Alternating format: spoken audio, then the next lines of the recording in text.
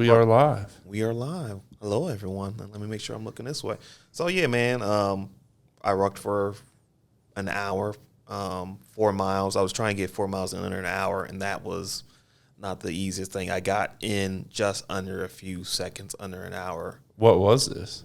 This is just me doing some training, man, some special training, some stuff I've seen that I want to do. Like some Navy SEAL shit or what? It's some special stuff, man. I'm just training for some special stuff, man. I like it. So what did you do to your ankle?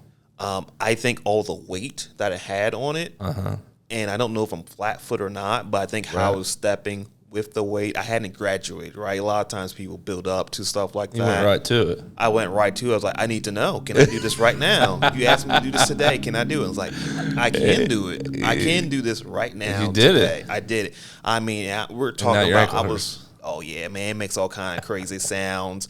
I look like an old man walking around. I had 2 different ankle braces on, man. Like, and it was bad. Like the day, I was doing okay, man. I was walking, I was fine. You know, I went home, went to sleep. I woke up for my 3-day tour. Woke up, stepped down, my ankles are whoop. I was like, holy good gracious, what's going on? It's like, you can't call off now. Is it swollen? It wasn't even swollen. It lost its stability. Oh. Like, so I've never had a sprained ankle, so I don't know what it is, but it felt like something shifted slightly, so I couldn't really put as much weight. Like, I could do stuff if I had to, but I was guarding it. Is that why you really wanted to sit down today? If you see me kind of leaning weird, you know, what's with this gangster lean? He's just going to fall over. Like, Donk. Move the chair so I can fall into that. Right. Yeah. Good. Yeah. Today, I was popping the other ankle, and that was kind of rough. She's like, you hear it? I was like, you hear it? She's like, that's your ankle. I'm like, yeah, that is my ankle. And that was a good ankle, so I'm worried about the pain. Dang, you falling apart. That don't even make any sounds. But I got the ruck done, man. That was like the fastest I think I've ever walked. What's it called? Ruck, basically when you walk with a weighted gear on you. So think like what they do in the military. They have their rucksacks, all their military gear and their stuff. And, man, those guys put on some heavy weight, especially for certain trainings. Like, they might have 60 pounds and then think about their body armor, their weapons, like some serious stuff, man. So, basically, approximately 15-minute miles walking. So, for a guy not coming to it already trained, man, it pushed me, man. But I kept looking at my watch. I was like, you got like under a minute, bro. You better push it. I'm like, come on, please. I'm like, don't give up. Don't give up. And then Eric went to ankles. And the ankles went in the morning. So my body was like, we'll keep fighting until you go down. You're not like 20 anymore, right? No.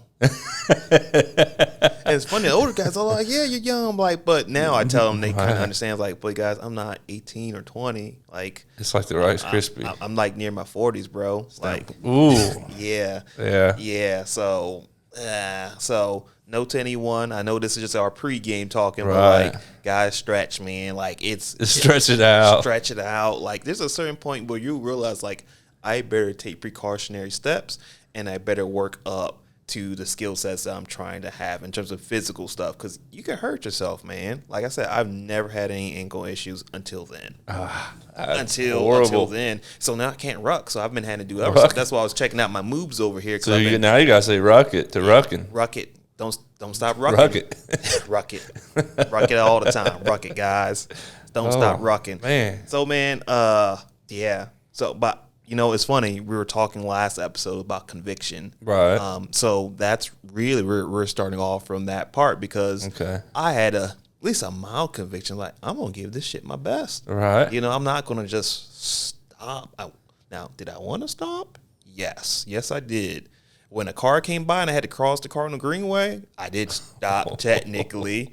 And that was the worst thing ever. Oh, there is a quote that says, when you're in hell, don't stop moving. And that shit's no joke. There's no bring ice water with bring ice water and keep on marching ahead. That when I stopped is when I felt all the weight, man.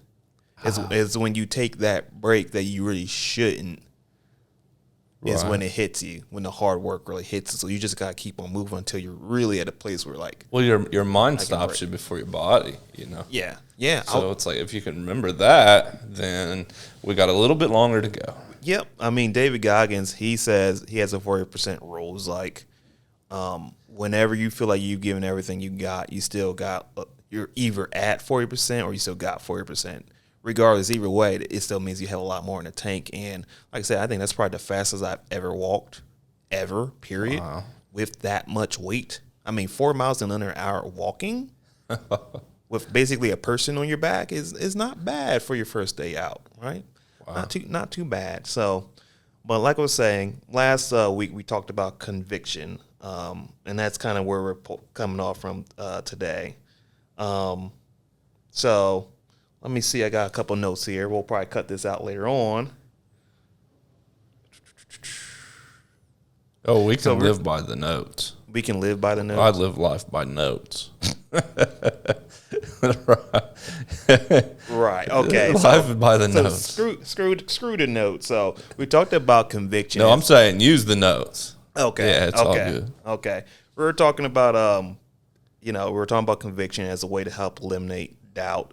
But now today's episode, we're going to talk about how some of the tactical processes. So the conviction, it helps you make that decision when things are hard, like I'm going to keep going.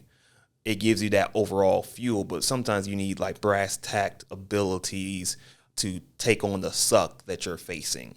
So when I do a long run, for example, sometimes it's like, and I'm a sprinter, guys, by the way, I'm a sprinter. Sometimes when I do a very long distance run, it gets to a point where it only focuses on the next step. And that's a mental technique that I've utilized to keep myself going.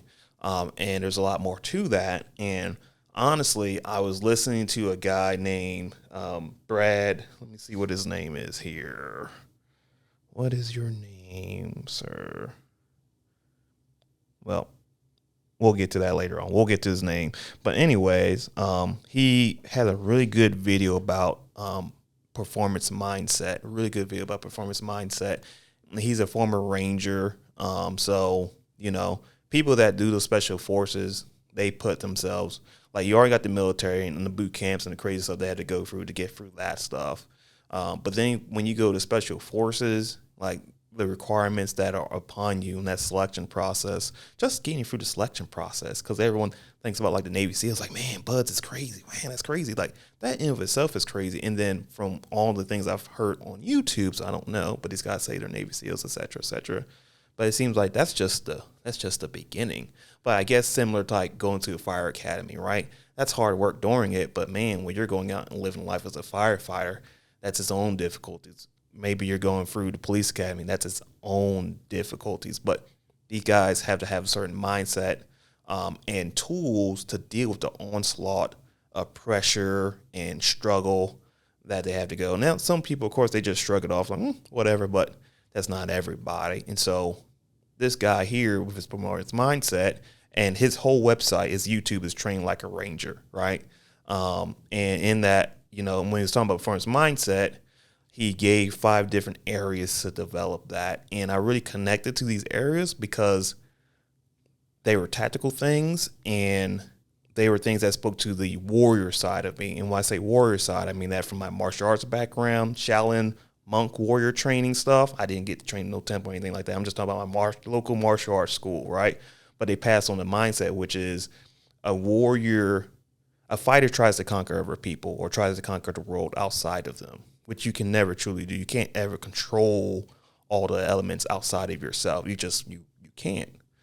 It's outside of you. But what you can control, what you can conquer is that internal world. And that's where all the self-improvement and development and everything's about. That's really what this podcast is mostly about, bringing out the best of ourselves, right? That's why I interview people who've done great things and have them share their stories about that process and what we can learn from them. That's why I try to share my own lessons from challenges that I faced and stories that are passed on to me. That's why I try to share it so we all can kind of move ourselves forward.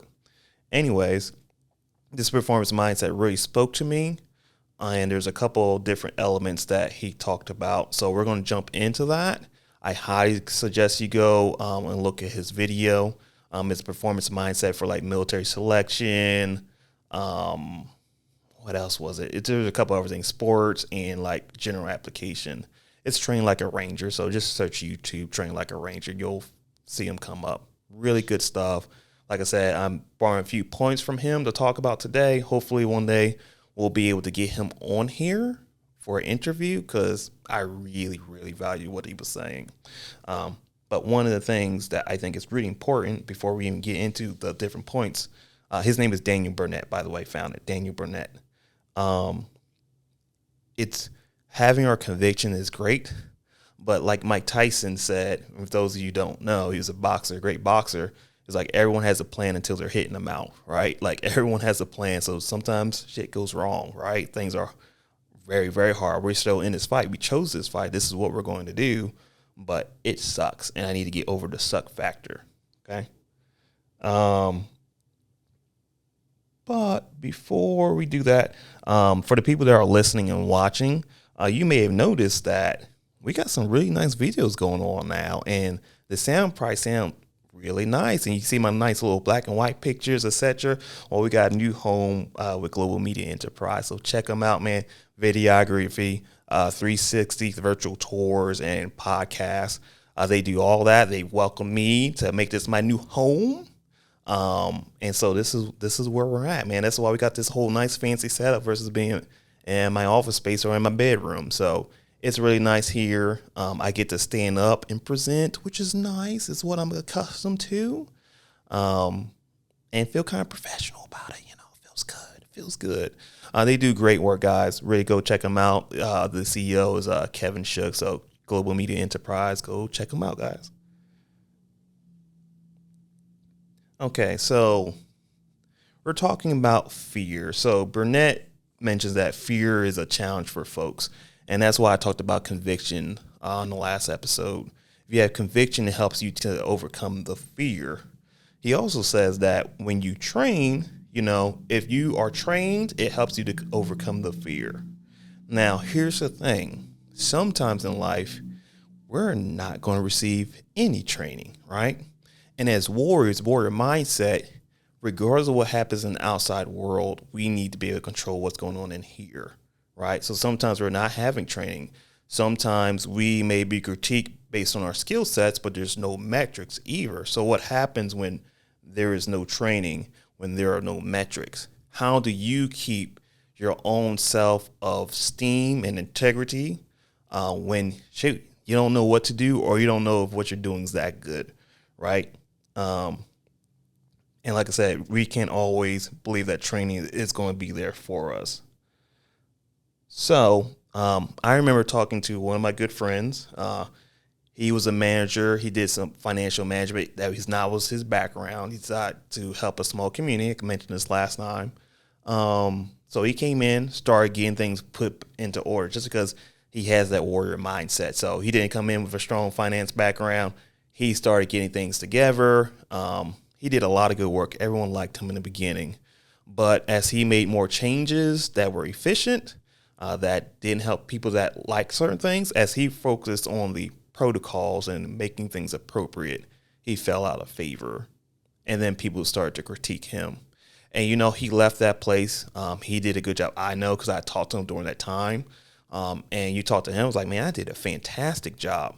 But herein is a guy who did a fantastic job, but there's no metrics, and people talk pretty poorly about him too. They even tried to tell other places he went to that he was not a person that could be trusted, which is completely inappropriate and untrue. So I wonder, like, man, how does this man keep such composure during this? And when looking at Burnett's 5 points, one of his points, which works for us as warriors, wherever we're at, is a focus on task-relevant cues. Once again, that's task-relevant cues. So task-relevant cues is, what should I be doing right now? So the easiest thing to say, and he uses as an example, is imagine if you ever seen like a movie where people are going through boot camp, right? They're being yelled at. Everyone's in their face, nothing they can do is right, In that time, their focus has to be, what am I supposed to be doing right now? Yes, I'm getting different stimuli. Yes, they're talking trash about me, right? All they're doing is calculating stress response, but I need to focus on a particular task that is in front of me. What information am I getting that I need to take in? and then make that so that I can do an output. What am I taking in to make as an output? And in life, sometimes we have to figure out what our own inputs are going to be. There may not be a clear statement was task relevant, but sometimes task irrelevant. Whatever people think, someone screaming or yelling in your ear, doesn't matter. Something else happens outside of your control. Anything outside of your direct control and regarding people's opinions or feelings about you doesn't matter, right? If there's no metric system, you can't figure out, like, is this good enough?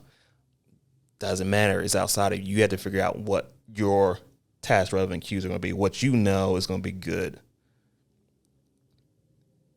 So the overall idea is to control what can be controlled. So as I mentioned earlier, for me, the easiest example, because I'm physically capable, or at least I was, this ankle's being a little weird, right? But running. I'm a sprinter by natural body build. 100 meters is more than enough for me to run. I'll sprint that, be done. You want me to do that a couple of times in a day? We're good. AKA, you want me to run down the block real fast? Fine. Oh, you want me to run 6 miles, 3 miles? Good God. Or like the one time I did 13 miles?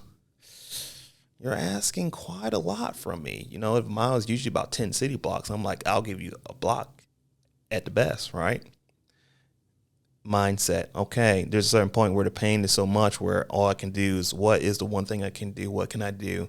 Well, I can take one step. What should I not focus on? Well, my back hurts a little bit. Oh, it's a little hot. Like, okay, is that relevant to the task at hand? Not really. Maybe a little bit. Like, okay, at some point we may want to make sure we get water. If we get into the part where we might get super dehydrated, it's going to be a medical problem. But besides that, it's just heat. It's just the sun. Or in the case before that I've done, running in the snow, like, it's just a little chilly. It's just a little snow. It's just a little soft, a little slick. Okay, what are the tasks I need to do to operate around that to make sure that I maintain the goal that I've set?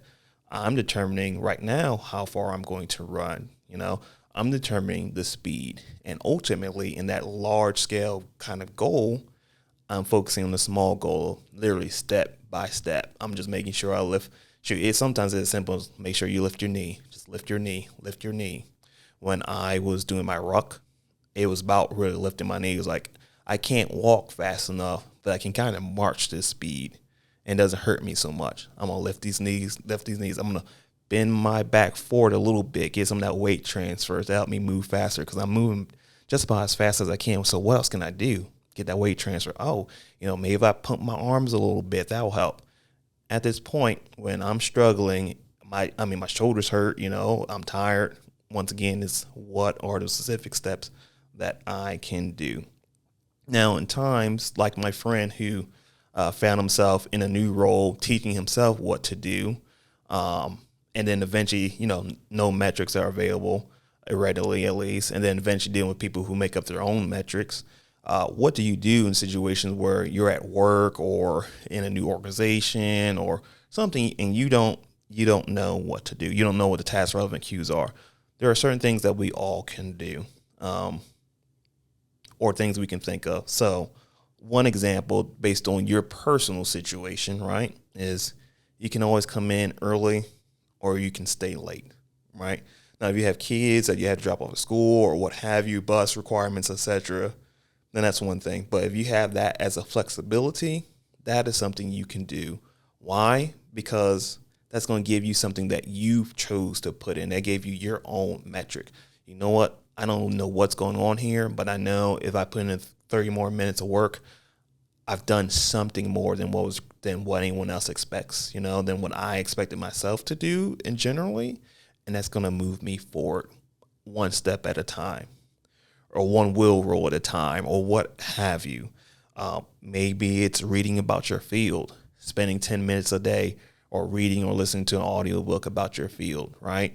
I'm gonna learn. I don't know what we're doing here. There's no real goals, but you know what? There might be some information out there. Maybe it's not here, but maybe there's someone out there who has some insights or has some inspiration that I can take from someone that's out there that can point the way for me to find new pathways to go. So I'm going to read. I'm going to take a free online course. We got Coursera as a good example. They say pay for classes, but you can audit the courses there. Take a Coursera course. Maybe you're doing accounting. Take an accounting course, right? Maybe you're suddenly thrust into a leadership position, and you're like, I'm really good at my technical skill of, I don't know. I just think about numbers, bookkeeping. I'm really good at that, but now I need to lead a team. How do I do that? You know what? Let me look on Coursera, leading people, team management, communication. Those courses are things that are free that you can take. Another thing that's in your control as a warrior, this is about you controlling you, it's good attitude. And we'll do another episode about good attitude in of itself. But for those people that I've known as leaders, that is one of the best traits you can have, is a good attitude, because that's your outlook, regardless of what's going on. And attitude is, I'm not sure the word permissive. No, I can't think of the correct word, but attitude spreads among people. So, and negative attitudes spread a lot quicker than positive ones. So, you know what? You can come to a situation not being sure, but saying to yourself, we're going to figure it out. And you bring the best attitude, the belief and confidence to the people you work with, or at a minimum to yourself, right? You're going to be that beacon of light. Hey, I don't care what's going on, but I'm here. We're going to embrace it. You know, it could be you have me doing 500 burpees today, and yeah, it kind of sucks, but I'm not going to choose to let my mind think that way. I'm going to enjoy this moment of being able to be here. Yeah, guys, we have to stay here and work on this coding project past 1 a.m. It sucks. I prefer to be at home, but that's all right. We're going to make the best of what we got here. That is something you can control. I'm not saying it's easy. Good attitude is one of the things that I know I struggle with on occasion when lots of crazy stuff happens, but it is within our control. Perhaps you're in an organization, you know, I was talking to someone who's a new manager, and they come into a place where there are no systems for the work that's done. Remember, metrics, things happen, but there's no systems of efficiency. Well, you may not know your job that well. Maybe no one else has done your job. They actually had walked into a brand new role that was created, right? So no one can really pass down a lot of information to you, or there's no system. All right, guess what? I'm going to start creating the system. Simple stuff. If you have clothes that you iron them, or wear clothes that you have access to that make you feel somewhat comfortable. The idea here, really, okay, is taking control, task-relevant focus, or task-relevant cues. You may not know what the task-relevant cues are. Sometimes you do know, and you know what those are, focus on them. But if you can't find those outside of yourself, you have to determine what your personal disciplines are, what are the things you're going to focus on, because at the end of the day, it's about you controlling you, about you feeling good about yourself. You should be able to go home and say, you know what? I put in extra. I put in the work that I believe I need to do. Is there more I could put in? There's always going to be more, but I did the best that I could do. And perhaps I went above and beyond. I didn't have to come in work an hour early, but you know what? They can say whatever they want to say about me, but I put in extra work. Or, I mean, you have a role like I have, you know, something physical. I'm making sure I keep my physical training in check. I don't know what these other guys are doing. That really doesn't matter, but I know that I'm sweating and bleeding out there in the world so that I can be good and be prepared for whatever shows up. Maybe it's that I'm staying up a little extra late and writing that term paper, or I'm staying up and not finishing that report. Whatever it is, you have to put in the work to make you happy with you. And if you understand what those task relevant cues are for yourself and keep them, you can take them anywhere you go. And that's pretty fantastic. Now, some of you might say, like, all right, Adetokunbo, so that's good and all. That sounds great. I mean, I'll figure out what mine are. But what happens if during the process I'm working to achieve, and let's say I wasn't good at the external task related cues. We couldn't figure them out, or there weren't any metrics, or there weren't good metrics, or things were, you know, sometimes people are put in positions so that they can fail and not succeed outside of themselves, right? What happens if I don't pass that test, or I don't get that job or keep that job? You know, I don't make that program. What do I do? You know, because this is going to be something that I know in my experience has come up. Like, man, well, if I don't keep this, you know, I've been through 2 different probations as a police officer and in the fire department. those are scary times. So you're like, I might not have a job if I don't pass this. Okay, what can you do? Got something for you guys. My guy, Teddy Roosevelt, okay, former president. One day we'll have to do a further conversation about Teddy Roosevelt. He's a very interesting guy, very sickly kid, very asthmatic. He ended up being one of the most gregarious guys, a hunter despite his poor eyesight. And some people don't like hunting, I get that, but the ability to be able to hunt, to be able to box despite asthma and a sickly constitution as a child, the ability to develop himself to be a gregarious guy. You know, he had to stay in the house and not play with other kids because of his illness. Man, he's just a great guy. He's done great. And if you ever get a chance, YouTube, Epic Rap Battles of History, they talk about Theodore Roosevelt. It's a great rap. You'll love it if you like rap and history, okay? But Roosevelt made a quote, and this is from, it was a quote about citizenship in the Republic. And it's been used several times, and it's one of my favorites, and I definitely suggest you put this in your back pocket. But it reads the following. It is not the critic who counts, not the man who points out how the strong man stumbles, or whether the doer of deeds could have done them better. The credit belongs to the man who's actually in the arena, whose face is marred by dust and sweat and blood, who strives violently, who errs, who comes short again and again, because there's no effort without error and shortcoming. But who does actually strive to do the deeds? Who knows great enthusiasms, the great devotions? Who spends himself in a worthy cause? Who, at the best, knows in the end the triumph of high achievement? And who, at the worst, if he fails, at least he fails while daring greatly, so that his place shall never be with those cold and timid souls who neither know victory nor defeat. Let me read that last part again. Who at best knows in the end of the triumph of high achievement, and who at worst, if he fails, at least fails while daring greatly, so that his place shall never be with those cold and timid souls who neither know victory nor defeat. It's a beautiful quote. Beautiful, beautiful quote. One of my favorite quotes. It is a quote for warriors, people who want to conquer themselves, to learn. So one of the challenges we have when we think about failure and success is, one way or the other, what are other people going to think, how that's going to look? And it doesn't matter. But we also have to say to ourselves, like, as warriors, it is a challenge that grows us, that strengthens us, that prepares us for the next battle. Sometimes we lose a moment battle, but we don't have to lose the war. Every time is an opportunity to learn from us. Every chance. They always use the light bulb example. But you can use whatever example. You can use Tesla and you know, the Tesla cars and how that's been. You can use all of Elon Musk's work as an example of people who have tried things, haven't always gone perfect, but they continue to work and work and work and work and work. As warriors, you have to be willing to take that challenge, right? And if you do not succeed in the way you wanted to, you have to realize that you chose to live life. There are a lot of people out here in the world who are just walking their everyday lives. They're just stuck in their routine, and they may not be happy, but they are too afraid to dare. I remember when I left one of my jobs to do something very drastic, and I remember someone saying, like, I could never do that. And I was like, it's just trying to do this. I could never do that. And, I was like, man, everyone can try. And now that I'm older, now that I've faced fears, I faced the sense of, what if my life isn't stable? Now I understand it does take courage to say, hey, I'm going to live life on my own terms, right? That conviction piece, we kind of go back to that.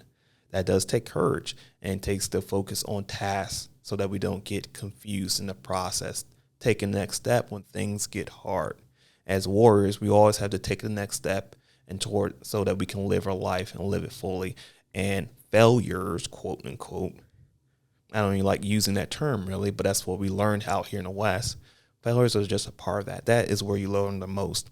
At another point in time, we'll probably do a follow-up conversation on that. But it's better to have strived for a noble cause, whatever it may be, than to simply have let life happen to you. Don't let life just happen to you. Go ahead and take charge.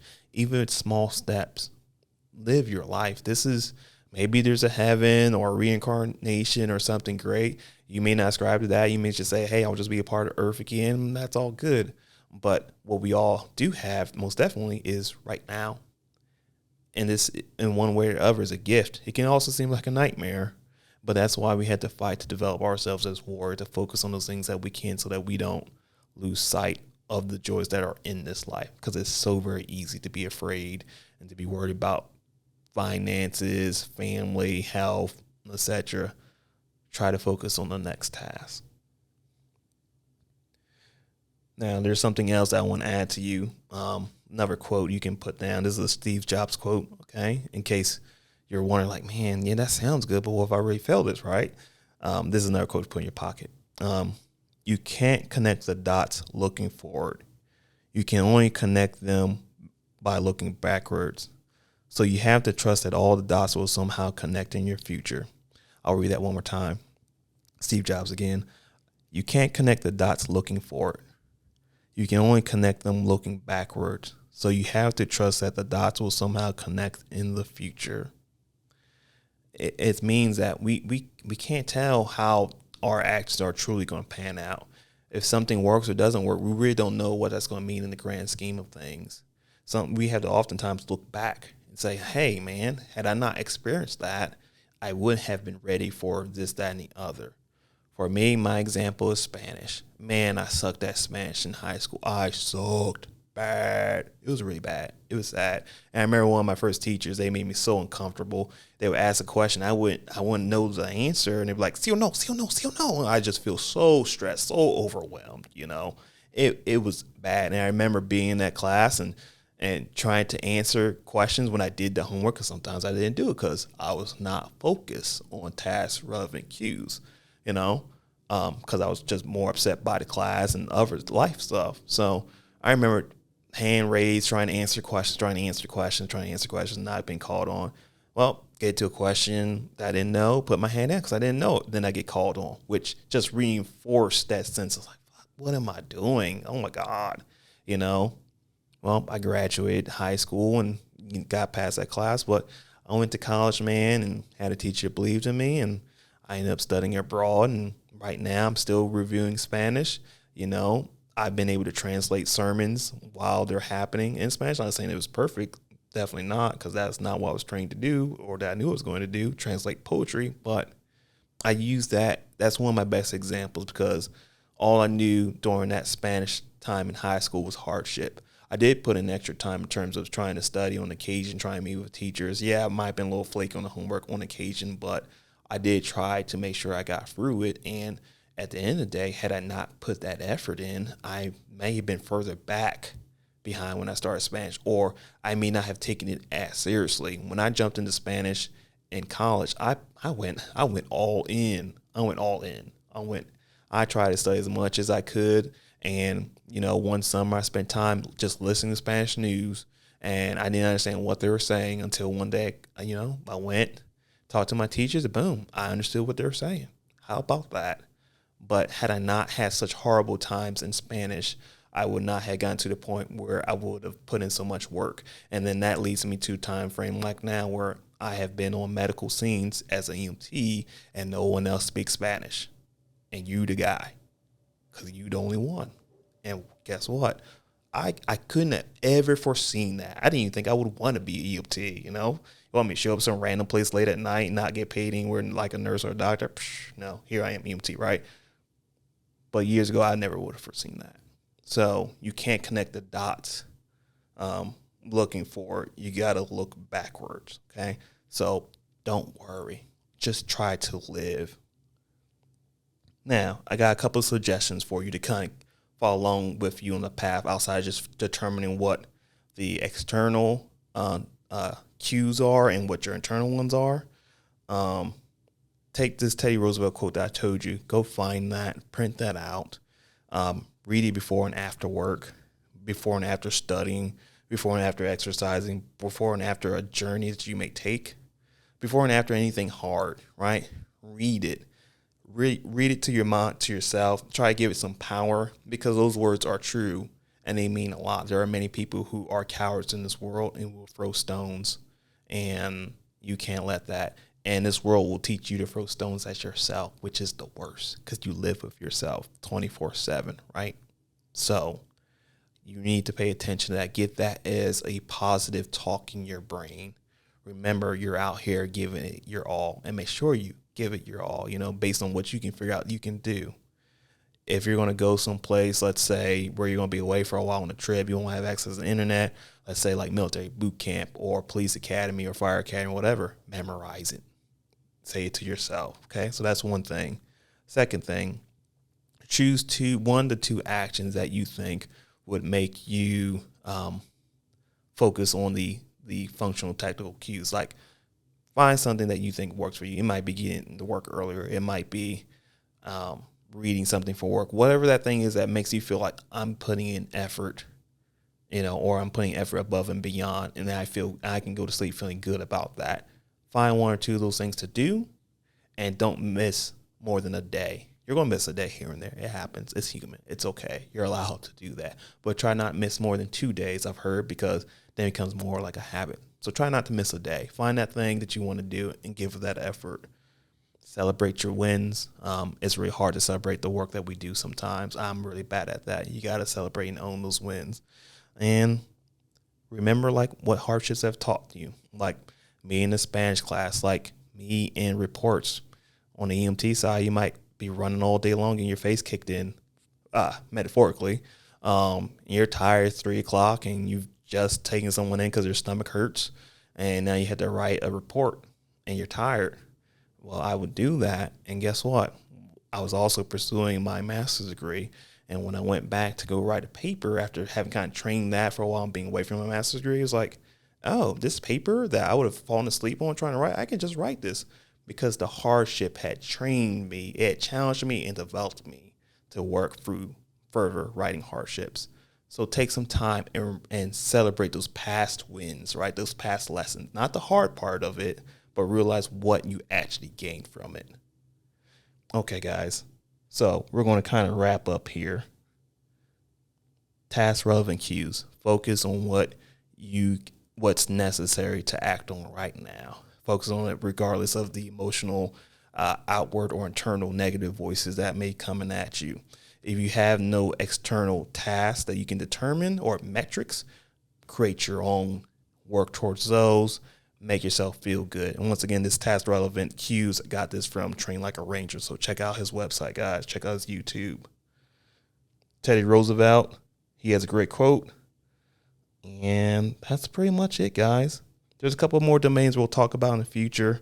We'll talk a little bit more about failure and success. We'll talk about the growth mindset as well, because I think that's a direct tie to our views on failure and success and how that works. And maybe we'll talk a little bit more about the warrior mindset as well. So it's been great speaking to you guys. Thank you for dropping by. If you need anything, holler at me, and we'll see you guys next time. See you on the other side of awesome.